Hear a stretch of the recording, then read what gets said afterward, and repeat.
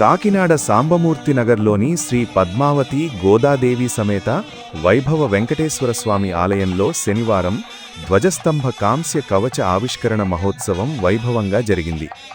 మాజీ ఎమ్మెల్యే ద్వారంపూడి చంద్రశేఖర్ రెడ్డి, మహాలక్ష్మి దంపతులు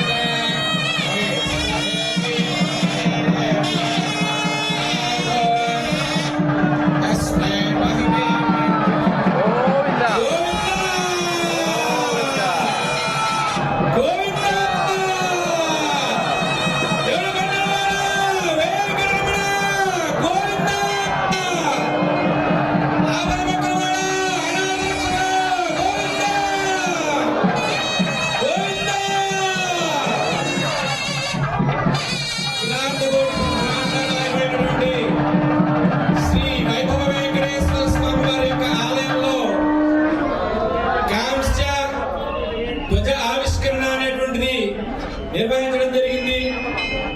ఈ సుముహూర్తంలో భక్తులందరూ